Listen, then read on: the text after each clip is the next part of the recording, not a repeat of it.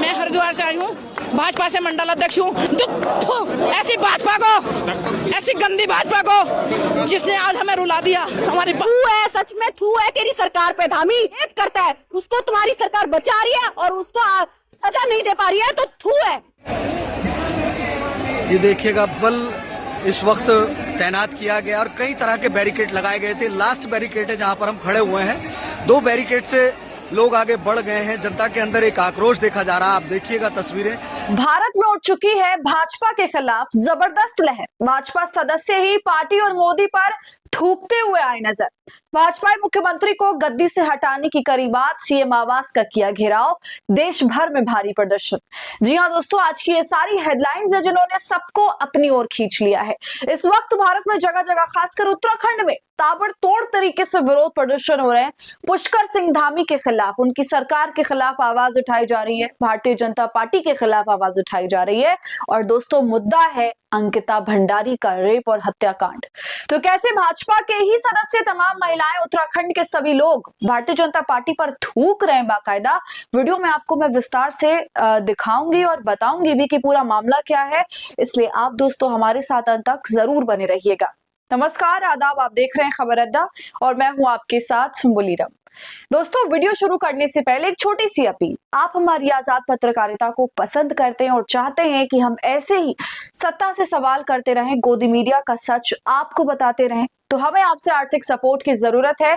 आप स्क्रीन पर दिए QR कोड या फिर UPI ID के जरिए हमारी मदद कर सकते हैं। दोस्तों, आपको ये बात सुनकर और जानकर कैसा लगेगा कि एक 19 साल की लड़की के साथ रेप हुआ क्योंकि उसने रिजॉर्ट में आए VIPs की सेक्सुअल डिमांड्स को पूरा नहीं किया, और फिर उस लड़की को मार भी दिया जाए, मारकर नदी में फेंक दिया जाए। दोस्तों, ये कहानी उत्तराखंड की अंकिता भंडारी की। मामला और ज्यादा इसलिए बिगड़ जाता है क्योंकि इसमें भाजपा नेता के बेटे का भी नाम सामने आया।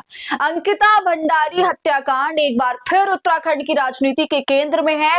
इस बार वजह सिर्फ पुराना मामला नहीं है दोस्तों, बल्कि बीजेपी के सीनियर नेताओं पर लगे ताजा आरोप है। एक ऑडियो क्लिप सामने आने के बाद यह दावा किया जा रहा है कि अंकिता से स्पेशल सर्विस की मांग करने वाले VIP कोई और नहीं बल्कि सत्तारूढ़ दल का बड़ा चेहरा था।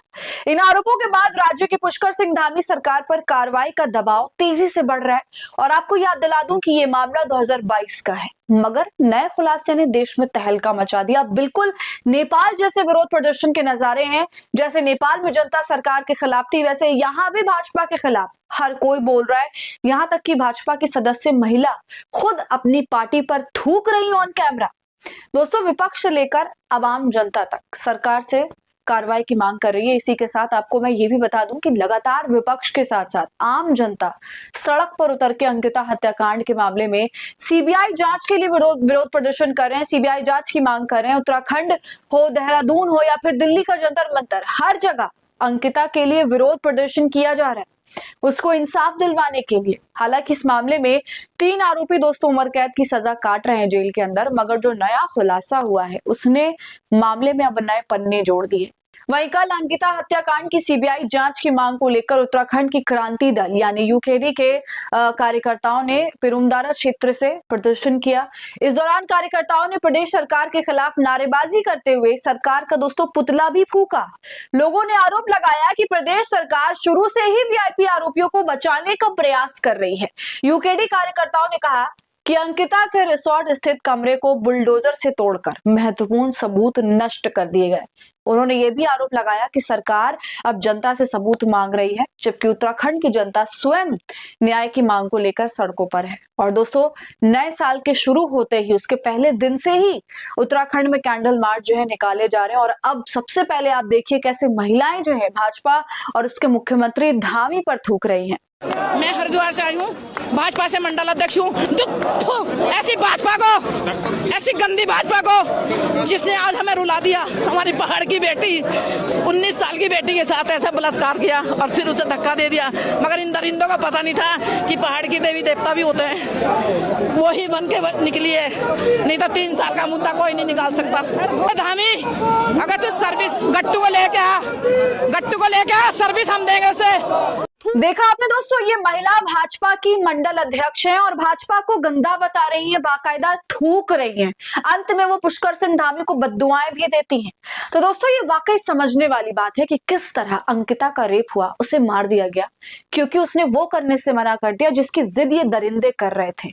ये दर्द महिलाओं का, तमाम जनता का जो है छलक रहा है, पार्टी को दूसरा जा रहा है। इसी तरह एक और महिला बीजेपी को और धामी को खरी खोटी सुना रही है और थूक रही है। देखिए, थू है, सच में थू है तेरी सरकार पे। धामी रेप करता है, उसको तुम्हारी सरकार बचा रही है और उसको सजा नहीं दे पा रही है, तो थू है। गद्दी से हटो, गद्दी से बिल्कुल हटो, क्योंकि तुम लायक नहीं हो। दोस्तों, चारों तरफ यही बयान है लोगों का। उत्तराखंड जिसे भाजपा का गढ़ माना जा रहा था, जहां पर हिंदुत्व की राजनीति, बाबा का बुलडोजर, मंदिर मस्जिद, यूसीसी, सब पर राजनीति, सब कुछ हुआ, तमाम तरह के माहौल खराब करने वाले काम हुए। मगर आज देखिए, उसी भाजपा के खिलाफ अंततः उत्तराखंड की जनता खड़ी हो गई। उन्हें भाजपा और उसके करप्ट नेताओं की असलियत समझ आ रही है। कैसे वीआईपीज के लिए रास्ते साफ हो जाते हैं, चाहे वो मंदिर हो, दुर्गा पूजा पंडाल हो, महाकुंभ हो या फिर कोई आपराधिक मामला। हर जगह वीआईपीज की जिंदगी मंगलमय होती है। मगर दोस्तों, जनता सबक सिखाने की ठान रही है। आप आगे वीडियो देखिएगा। पुष्कर सिंह धामी के आवास को जनता ने घेर लिया। हजारों की संख्या में लोग इकट्ठा हुए, सीएम आवास की घेराबंदी कर डाली। लोगों को रोकने के लिए दसियों बैरिकेड्स लगाए गए। पुलिस संख्या भी भारी भरकम देखने को मिली। ये देखिएगा, बल इस वक्त तैनात किया गया और कई तरह के बैरिकेड लगाए गए थे। लास्ट बैरिकेड है जहां पर हम खड़े हुए हैं। 2 बैरिकेड से लोग आगे बढ़ गए हैं। जनता के अंदर एक आक्रोश देखा जा रहा है। आप देखिएगा तस्वीरें, सीधी लाइव तस्वीरें आप राजधानी देहरादून से देख पा रहे हैं, जहां पर जनता एक बार फिर से अंकिता भंडारी के न्याय को लेकर रोड पर है।